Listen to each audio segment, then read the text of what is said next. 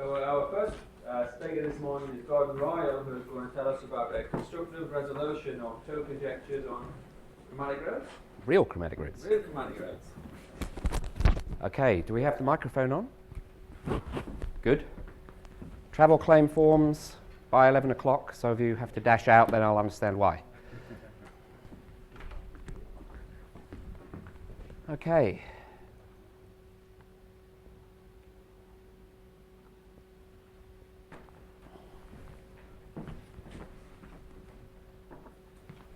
So I'm going to talk today about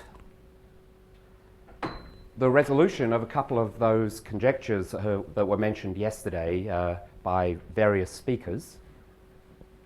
Can we have the lights off? Because then it's. I couldn't see you, but. Oh, do you want to see? You don't want to see me. You want to see the. You want to see the screen. It's called constructive resolution because both of these were resolved by constructing an explicit family of graphs to solve the problem. Okay, I have the luxury of having had previous speakers define chromatic polynomials, explain their elementary properties, give some of the fundamental theorems and so on. So my introduction stage is going to be very brief, just in case, just more or less to review that stuff very quickly. Then I've got two conjectures to talk about, one by Bill Jackson and one by Sami Baraha. Bill Jackson's is about chromatic roots in the real interval 1, 2, and Sami Baraha's is about planar triangulations. So, as we've heard a number of times, Birkhoff introduced the chromatic function. He was trying to solve the four-color theorem, and so he decided that instead of using qualitative means, which is combinatorial color, is there a coloring or not, is there a four-coloring or not, he wanted to introduce quantitative means, counting the numbers of colorings, and as that quote shows, leads inevitably to certain polynomials, each one of which gives the exact number of ways a map can be colored. So basically that's the start of the attempt to use analytic tools to resolve the four-color conjecture rather than combinatorial or coloring sort of things. Okay, we all know by now that the chromatic polynomial is a monic polynomial with alternating coefficients. I've just thrown a few up there so you can, you can see what the things are that we're dealing with. You don't mean the first one. The first one? No, you're right, I don't. Thank you. That shouldn't be k to the n, that should be k times k minus 1 times k minus 2. I think I've proofread that 15 times. Just but put an underscore underneath. Yes, okay, k sub n. I'll point to the complete graph. Yeah, the complement, I'll just put a bar over the kn. For any tree, we've got k times k minus 1 to the n minus 1. And then for other graphs, you just get some polynomial. The coefficients are alternating. Some people believe that the absolute values of the coefficients goes up and then goes down again. In fact, everyone believes it, but nobody can prove it. So, you get a bunch of polynomials. Each graph has an associated chromatic polynomial. The degree of the polynomial is the number of vertices of the graph. And what we're going to look at is the roots of those polynomials, which are called chromatic roots. The study of this was probably initiated by Birkhoff and Lewis. They first had the idea of proving a result that involved a non-integral value for k or x or whatever you want to call it. When I write x, it's a real number. When I write z, it's a complex number. So the five-color theorem is a combinatorial theorem, re-expressed in chromatic polynomial terms, says there are 5 colorings for any planar graph. Birkhoff and Lewis then extended that by saying that if x is any real number, at least 5, then the chromatic polynomial is positive. They conjectured that that was true for the region from 4 upwards. And that's still unsolved, and the little area between 4 and 5 is sort of, well, a real area of focus for people in this discipline. Because if we could solve that one, then we'd know pretty much all about the real roots of planar graphs. So what's the hope? The hope is that we'll have a more difficult problem, but that somehow it will be easier to solve, maybe because it's stronger, and then you can specialize back down again and prove the original problem.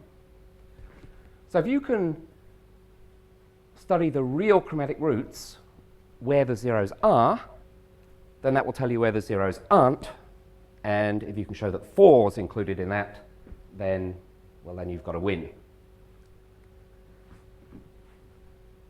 What's actually happened, of course, is that the more difficult problem has proved much more difficult, and I think, as Carsten was saying yesterday, we don't actually know of any example where studying the chromatic polynomial has helped us in any way in terms of proving a result about colorings or graphs.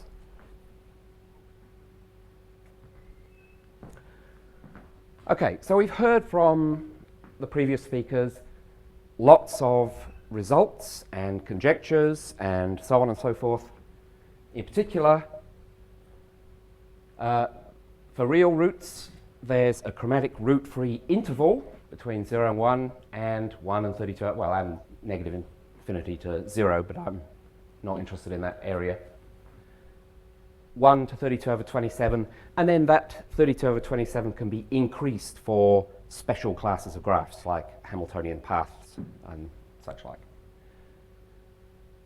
And then its sort of counterpart, there are complex chromatic roots arbitrarily close to any complex number, even if you restrict to planar graphs, as long as a little disk might be excluded for planar graphs. But otherwise, you can get complex chromatic roots anywhere you want for planar graphs as close to 4 as you want. So that tells you straight away there is no complex analysis proof of the 4-color theorem in this mechanism, because you can't tell 4 apart from numbers that are arbitrarily close to 4, and so you're doomed. Okay, so I'm going to consider 2 conjectures. Bill Jackson's conjecture, a 3-connected graph that is not bipartite of odd order, has no chromatic roots in the interval 1, 2. And Baraha's conjecture, there are planar graphs with real chromatic roots as close as you want to 4. So that's sort of the real analog of the result that there are complex chromatic roots arbitrarily close to 4. And these are independent, so I could do either one first. But I think I'll do Bill's one first. Okay. For chromatic roots in 1, 2, we know that there's none in the region 1 to 32 over 27, and they're dense thereafter. But the extremal graphs have, in this result, have lots and lots of 2-cuts, pairs of vertices whose removal disconnects the graph. So maybe we can get somewhere if we impose the condition of 3 connectivity, which is sort of, there are a lot of results in this area where the examples or counterexamples are strictly 2 connected. It could be 2 instead of infinity. Which one? Third line. Here? No, they're, oh, well, I guess, yeah. Oh, okay. I mean, this is true, but it doesn't correlate with that very well.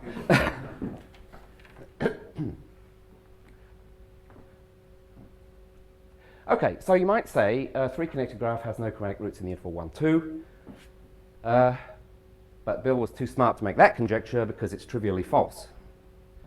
And he said last week that he likes his statements to be, well, he certainly likes them in a special form, but he also likes them to be true. So, or at least not trivial. Or at least not trivially false. The problem is that any bipartite graph of odd order has a chromatic root between 1 and 2, regardless of, well, three connected, as highly connected as you want.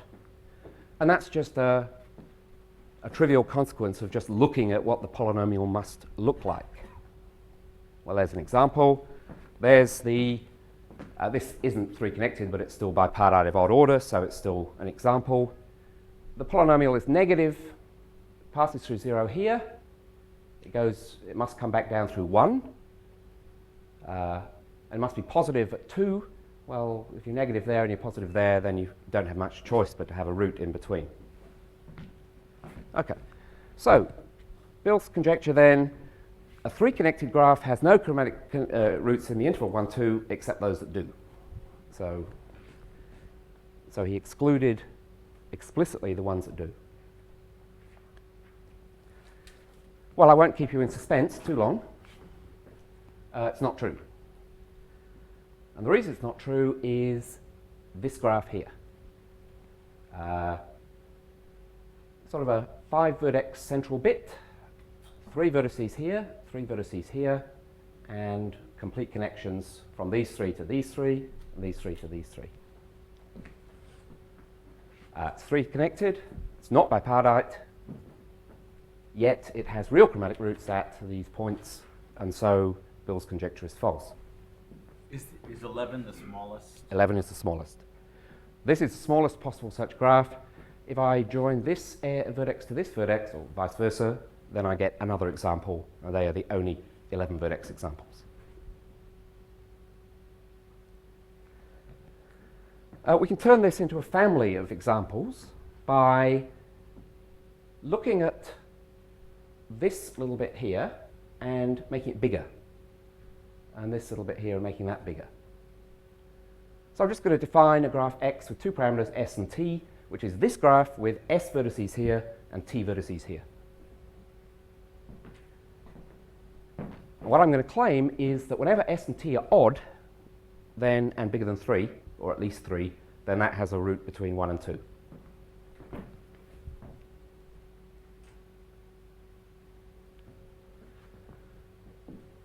Well, how do you do it? Well, computation of the chromatic polynomial, I mean, if you give you a specific S and T, you can throw it into Maple or something and you get the polynomial out. But it's impossible in general to take a polynomial that's expressed as a symbolic sum and then work out where its roots are. Because roots and sums don't go together very well.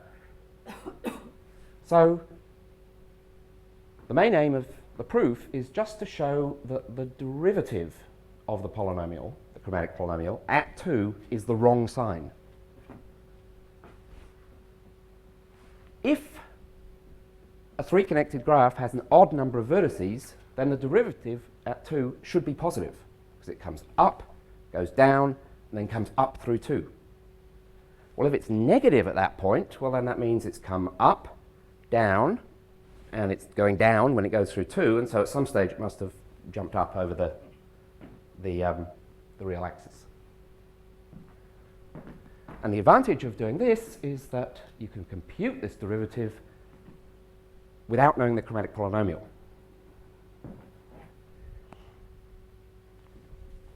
How do we do it? So you can't get an explicit form for the chromatic polynomial of this? Oh, you can. It's just a 27-term thing with S's and T's in. So you can get an explicit form, but you can't solve it explicitly for you can't find the root explicitly. But can you use that to get an explicit form for P prime at 2? You could, yep. Yes, you can. In fact, well, that's what I'm going to do, basically. Yeah. Are the 27 terms just the colour classes? Yep. What I'm going to do is look at the colour classes of this little 5-vertex thing in the middle. Any colouring of that will partition these vertices. The colours are irrelevant, it's the partition that counts.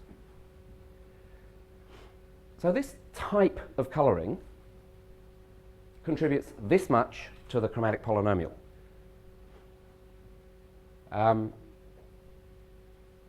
S is adjacent to 2 different colours, so if I'm colouring it with X colours, then I've only got X minus 2 left over, and I can put them independently on the vertices. So X minus 2 to the S. T is adjacent to 3 different colours, so x minus 3 to the t. How many ways are there of choosing the three colours? X, x minus 1, x minus 2. So mentally think of x as a large integer, if you like, and we'll just sort of say, because everything's polynomial, if it's true for lots of integers, then it must be true everywhere. So, okay. Now, what's going to happen when we differentiate this? We're going to get s times x minus 2 to the s minus 1. And what happens if we put t equals, x equals 2 into that? Well, it's going to vanish. So no colorings that use two colors here or two colors here need be considered. We can just throw them away. So the 27 terms comes down to 5 terms. And when you take the 5 terms and you differentiate and you substitute x equals 2, almost everything vanishes, and you're left with 2 times minus 1 to the s plus minus 1 to the t plus minus 1 to the s plus t. And as long as s and t are both odd, then that's negative. So there must be a root between 1 and 2 for that family of graphs whenever s and t are odd. If one is odd and one is even, it's also true. If one is odd and one is even, is that right? Yeah, because then Minus 1, plus 1. S and S plus T will be the Yeah, but then but then you're not looking for a negative determinant, you're looking for a positive determinant. Right. Yeah. So you're like a magician who is revealing one half of his tricks. So how do you find that graph in the first place? Computer. Yep. I mean, the full story is that Feng Ming has Dong and co. have a strong result that tells you very quickly when a large number of graphs do not have a root in 1, 2.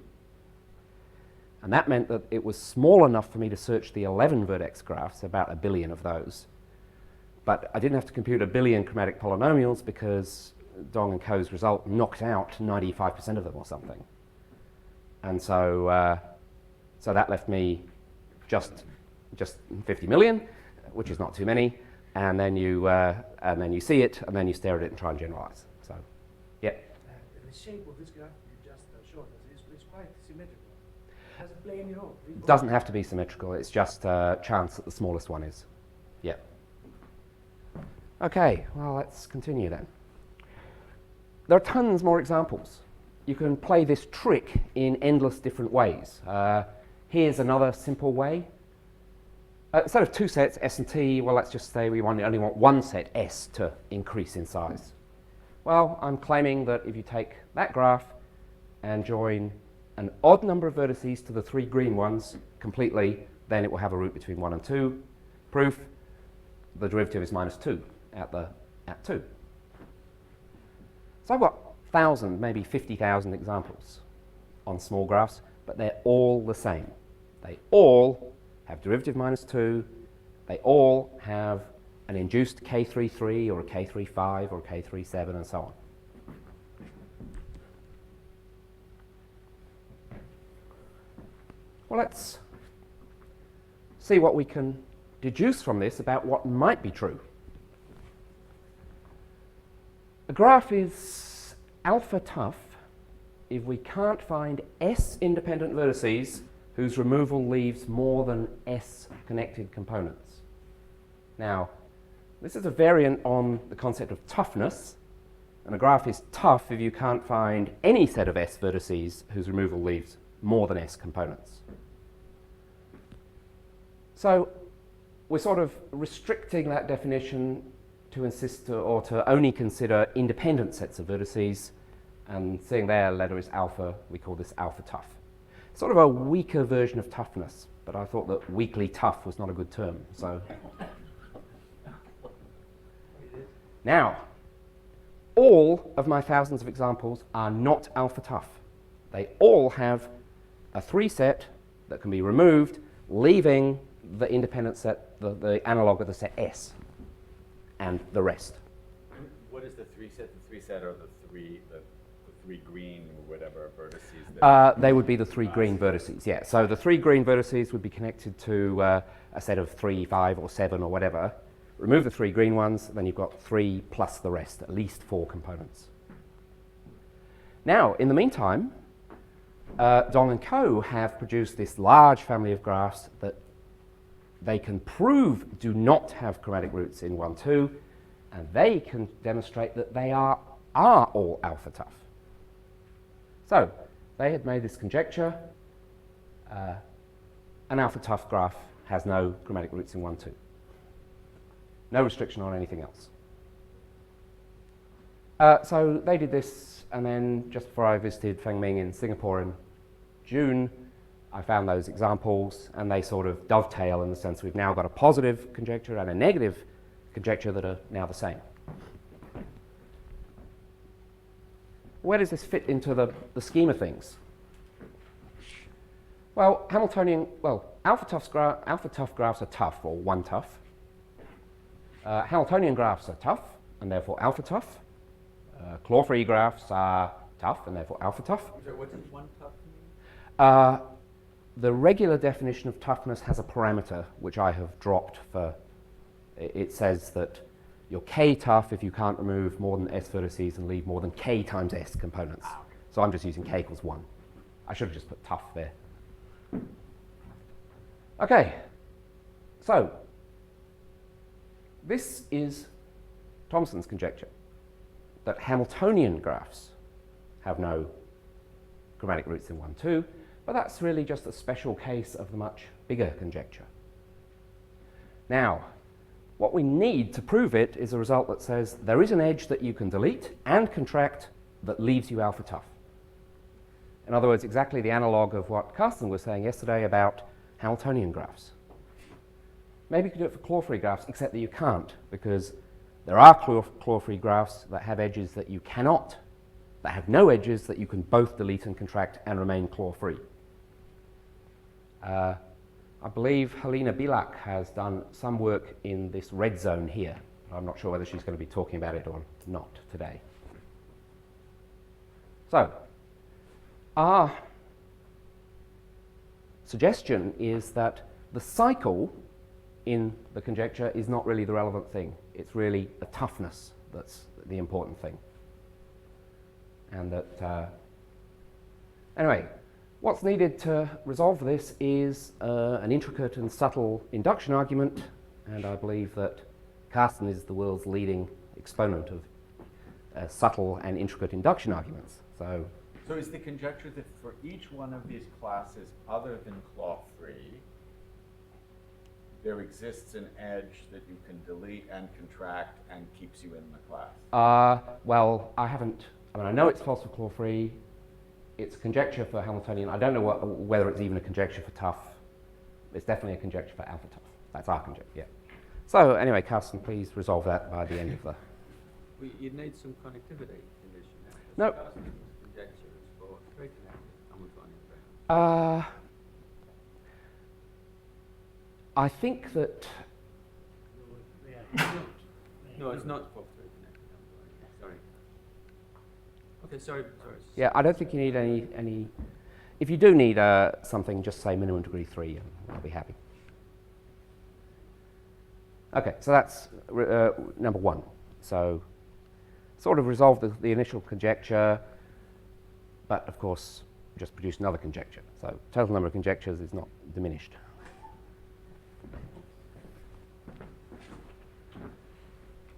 Okay, part 2, Baraha numbers. Sami Baraha was one of the pioneers of the study of complex chromatic roots. And the Baraha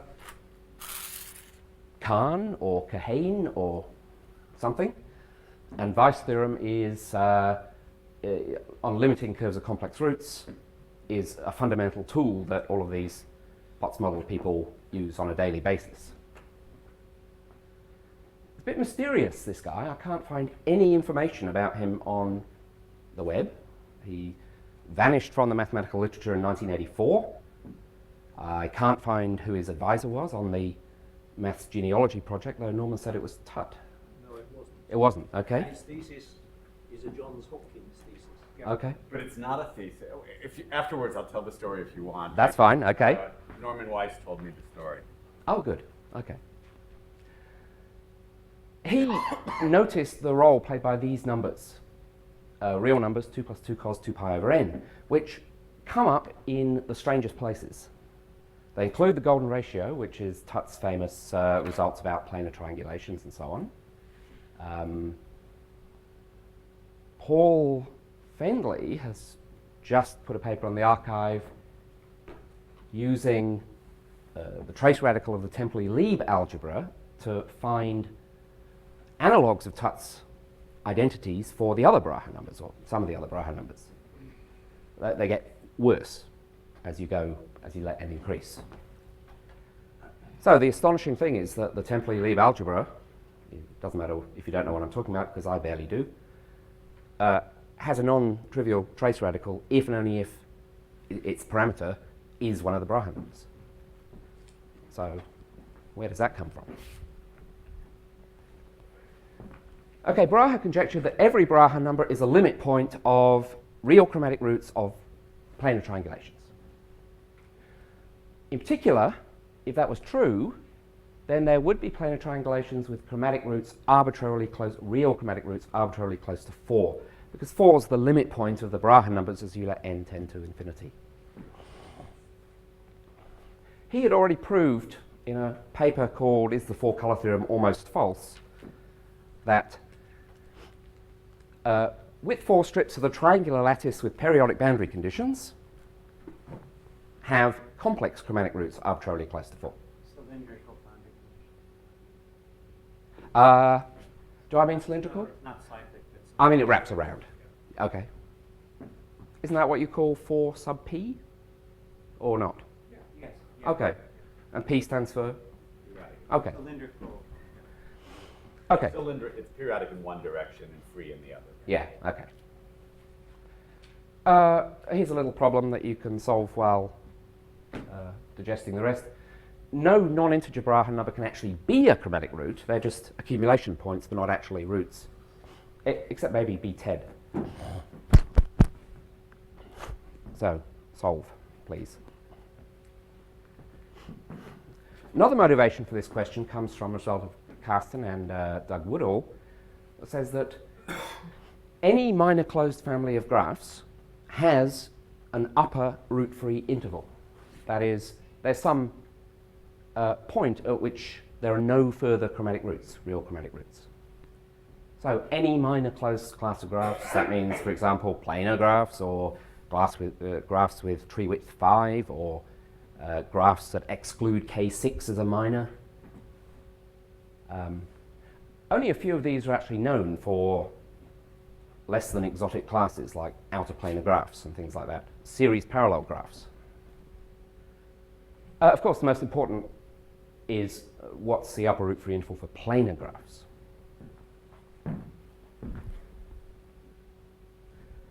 For a long time, from when Bill first published his survey, which is I think 92 or something, this guy was the record holder. A chromatic root at 3.826785, and that's what it looks like.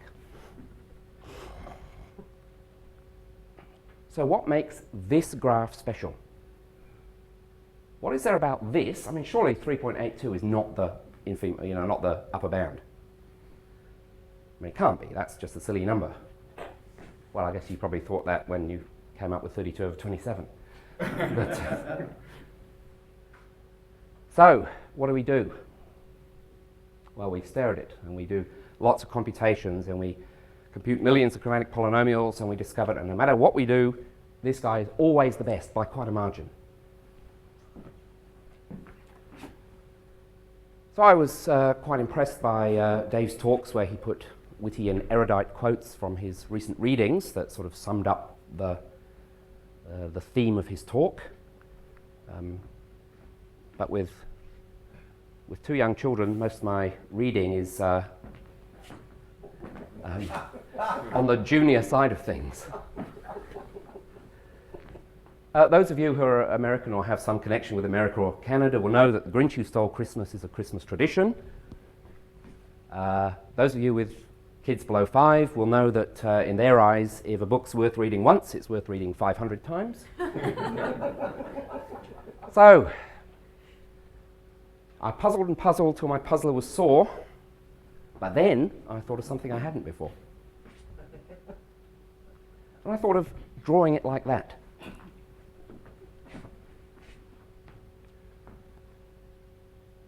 Some yellow stuff, some blue stuff, and these edges here. Well, by this time I had been, in the intervening period, I had been contaminated by physicists.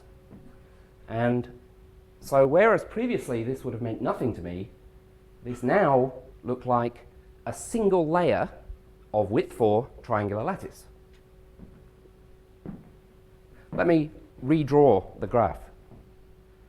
The yellow stuff. Okay, I've just coloured the background yellow just so you can see what's what. Then the red edges. Now, it's a bit hard to show three-dimensionality, but I want you to think of the yellow graph as sitting flat and the red edges as poking up 1 unit out of the thing. And then I'm going to put a lid on this little box, which is the blue stuff. Okay, so I've taken a little box which has got graph all over it, and that's Woodall's original example. Well, if you've spent any time with physicists and you know that, as far as they're concerned, if 1 layer of lattice is good, then 500 is better. So let's add another layer. Well, now we've got 2 layers of lattice, so now we've got a box 2 levels high, and we're going to put a lid on it with the same stuff on the bottom and the top. Okay, there's the lid, and lo and behold, the root goes up. What was the other one? 3.82. Well, now we know. Now we're laughing. Now we draw the yellow graph right at the bottom of the tall box, and you add lots and lots of layers, and you put a lid on, and you compute its chromatic polynomial, and you're even better. Lovely. Okay, so now we know what we want to do. We want to take the periodic triangular lattice of width 4 and height n, thinking of it as a cylinder standing on end. I'm going to slap that yellow graph on the bottom and the blue graph on the top, and then we're going to let n go to infinity. Well, now we have to calculate the chromatic polynomial of this guy and then determine the behavior of its real roots. Now, slapping on the ends is basically taking a graph with an empty top, which has got 4 sides, and then gluing another graph, which has got a 4 cycle, onto that top. So we need to know how the chromatic polynomial changes when you glue 2 graphs together along a 4 cycle. Well, it's not determined just by the chromatic polynomials of the 2 sides, but it is determined by something a bit more refined, which is if you keep track of the number of colorings that induce this type of coloring on the special 4 cycle, so that's these 2 the same, these 2 the same. Well, type 2 colorings are the ones where these 2 are different, but these 2 are the same, these 2 are the same, these 2 are different, and all different. Well, if you know how many of each of those you have, then you can calculate the chromatic polynomial, because you can say, when you glue 2 things together, well, it's only going to be a valid coloring if you've got a type 1 here and a type 1 here, and the colors match. Or a type 2 and a type 2, or a type 3 and a type 3. Okay, so we're going to separate the regular chromatic polynomial into 4 bits, and we're going to put them in a vector. And this is a polynomial that counts the number of colorings that induce the 2 the same.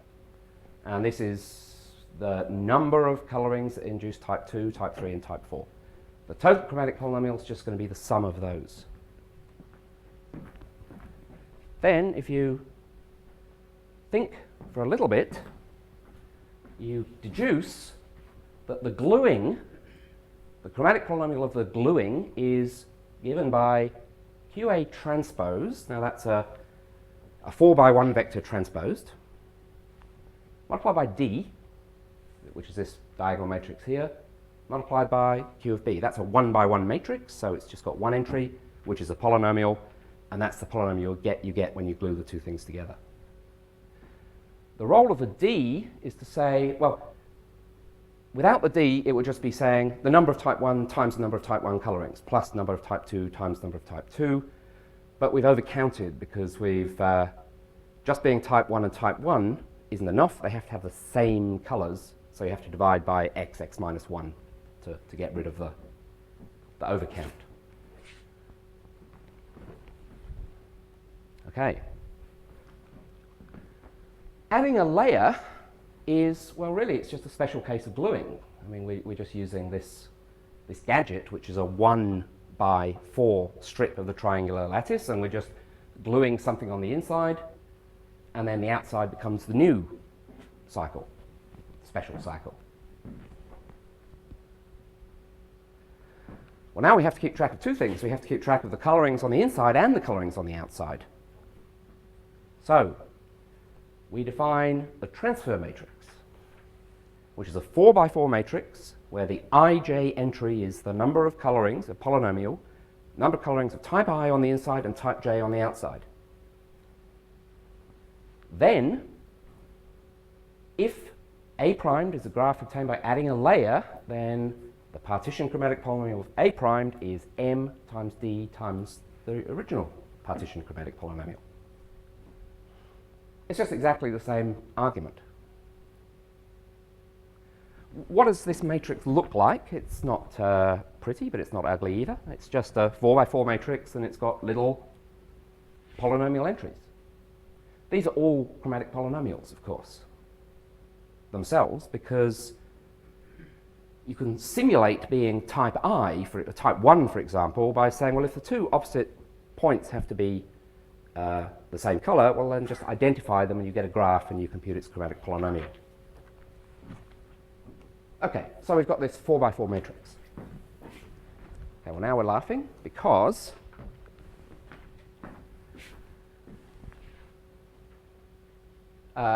if we throw in n layers of lattice, then we just keep multiplying by md, and that just gives us the effect of gluing together a whole pile of lattice with nothing at the bottom, nothing at the top. Stick A on the top, and that gives you QA transpose D. Stick B on the bottom, or vice versa, and that gives you the chromatic polynomial.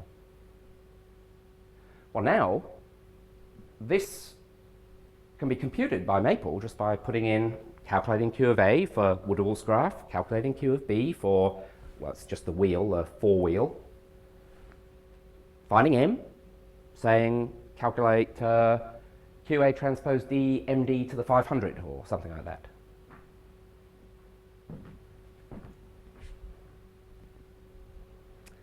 And then you can plot the roots. And that's x 100. So that's taking MD to the power 100. You get a huge polynomial, throw it into a root finding routine, a good root finding routine, and then and clearly you can see that root there is approaching 4. Well, The ones approaching 4 here are real. that's right. I mean, it's so close to 4 that I can't see it. There it is. Or that one's on That the little real circle there. That one is on the real axis. The point is, if you do this without the n graphs, then you get the same picture, but without the one on the real axis.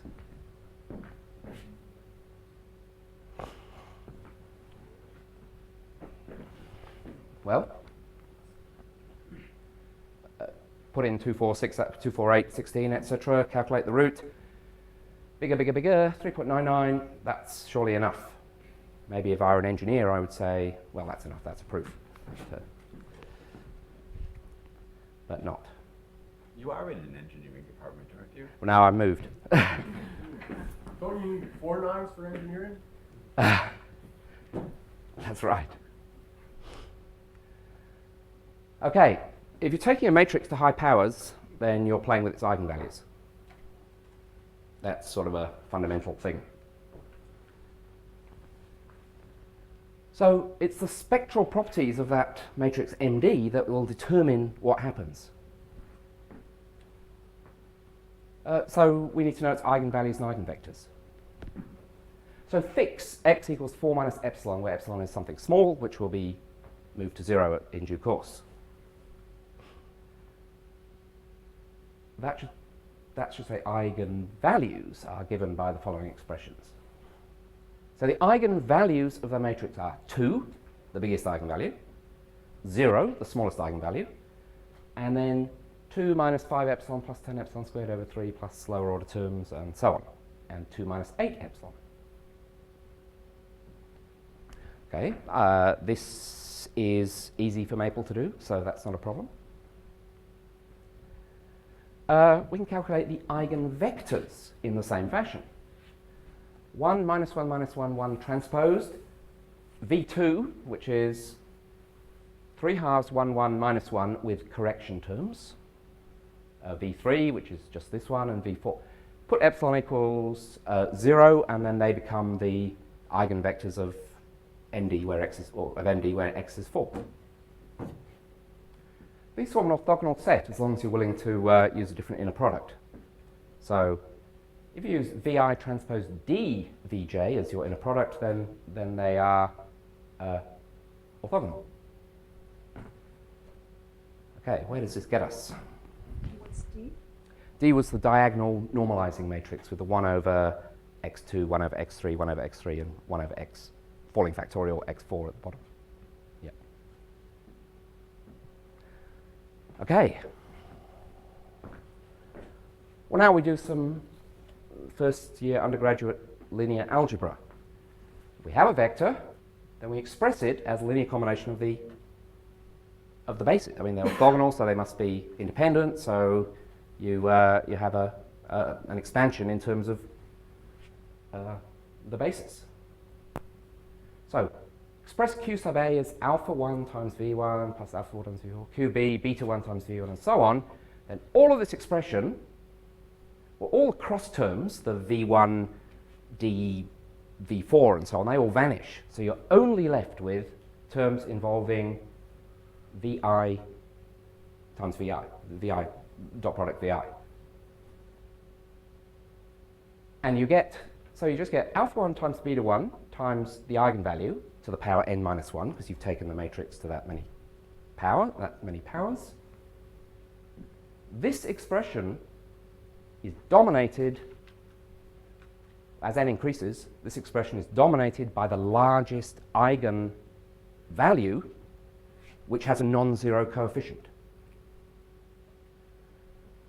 So if there's any eigenvalue for which alpha I, beta I is non-zero, then the biggest one will determine the ultimate behavior of the whole expression. Okay. For the two graphs H and W4, H is the Woodall graph, the yellow graph, 16 vertex graph. W4 is the four-wheel. Alpha 1 is 0. Has no component in the direction of the dominant eigenvector, but nor does W4. So they vanish. Alpha 2 has this form, minus 50 epsilon plus order epsilon squared. Beta 2 has this form, 5 plus 20 epsilon over 3 plus blah, blah, blah.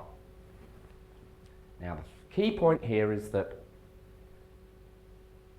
this alpha 2 times beta 2 has a negative leading term in terms of epsilon. 5 times minus 50 epsilon is minus 250 epsilon. That means that alpha 2 times beta 2 is negative. Lambda 2 is positive. Take the power very high, then that means that negative term will dominate that sum, and that means that the value of the chromatic polynomial is negative at this point 4 minus epsilon. Well, if it's negative at 4 minus epsilon and it's positive at 4, then there's a root between them. Prof uses the four-color thing. It doesn't have to use the four-color theorem. You can, by the same argument, explicitly calculate The number of 4 colorings. That's right. I can put epsilon 0 and I get the number of 4 colorings and it's positive. Will it be the third eigenvector that is dominating in that case?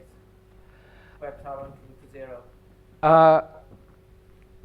That's a good question, actually. I did do it all to make sure it worked without the 4-color theorem, but it was sort of in a half-hearted way. Was it the third? It was 2 minus 5 epsilon and 2 minus 8 epsilon. So if epsilon's 0, then I guess we have to go to the... Well, I guess they're the same, 2 and 3, aren't they? Yeah, no, the point is here the amplitude is vanishing when you put epsilon equals 0. Yes. And of course, that is what's going to make this argument work. The leading term here disappears when epsilon is 0. So that's why you can get the second order term of the opposite sign. Yes. Yeah. But it's that thing I guess you're going to say is in those n-graph recursive families that we did, that you have a systematic way of determining which ones you're going to approach. That's right. By this kind of technique. That's right. So what this means then, effectively, is that you can take any planar graph which is a candidate for the end graph. It's never got any V1 components. You can prove that in a few lines. So its V2 component is always the one that counts. So you say it has no V1 component at any epsilon. That's right, it vanishes. Yeah, it vanishes identically.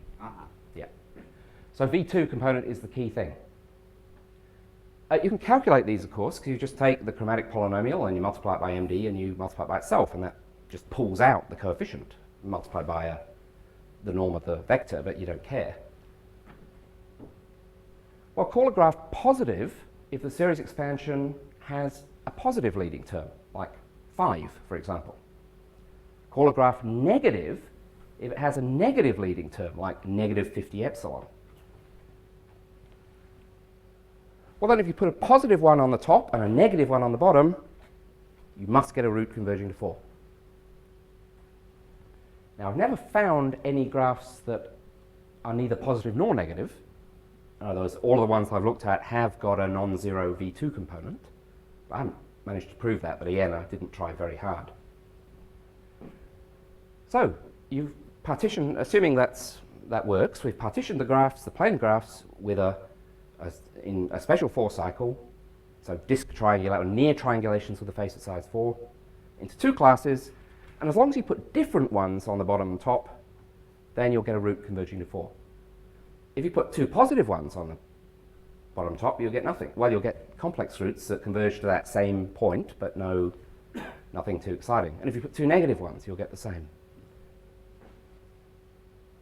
So, conclusion, the upper root-free interval is at most for infinity. Now, this doesn't resolve any of the other infinitely many conjectures that Baraha made about the other Baraha numbers, because these polynomials have no roots anywhere except at this 4 minus epsilon. I mean, very, very close to 4. Now, do I want to say anything else? Very good. Does your Prof use the fact that 4 is a Baraha number? No. It's just used as 4. I mean, it's just sort of the motivation was, well, I guess there are 2 motivations, the upper root-free interval and the Baraha thing. So what happens? The leading term, the V2 term, can never start with a negative integer. Can never be, because it's, when you work it out, ultimately it's the number of colorings divided by 24 or something, number of 4 colorings divided by 24 of the original graph you're plugging in. So it's negative. It can be 0, in which case you move to the second term, like the minus 50 epsilon or whatever. It can be the case that both the first and the second terms are 0, and you end up with like minus 27 epsilon squared or plus 27 epsilon squared, and so on. So why do you say again, it can't be negative because it's the number of 4 colorings or something? That's right.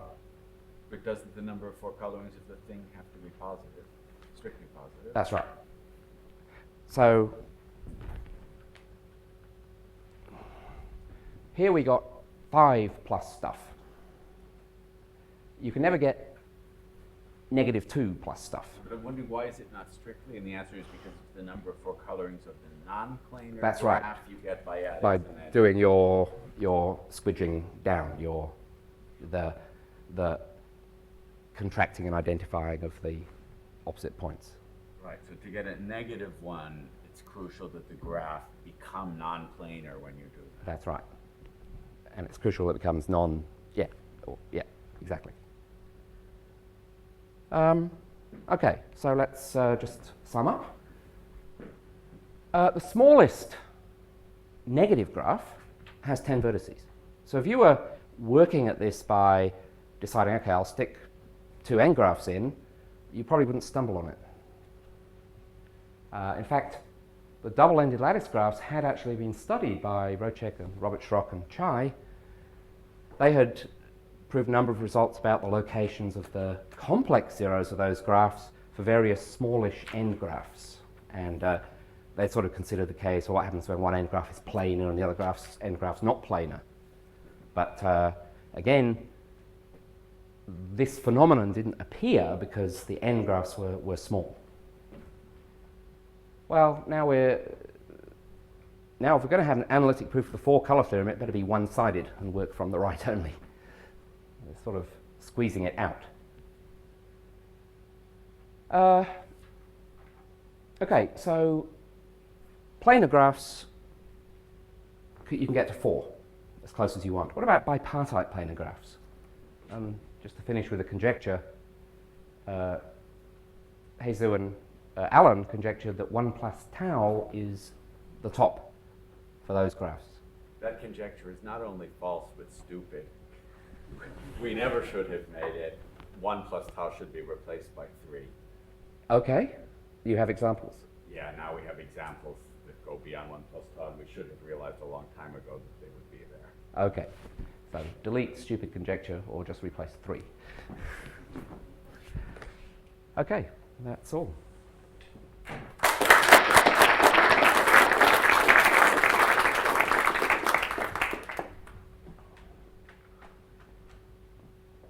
When you showed us that complex plot of some roots, Yes. you had the right-hand end of your cycle, point was approaching 4. That's right. What happened at the left-hand end?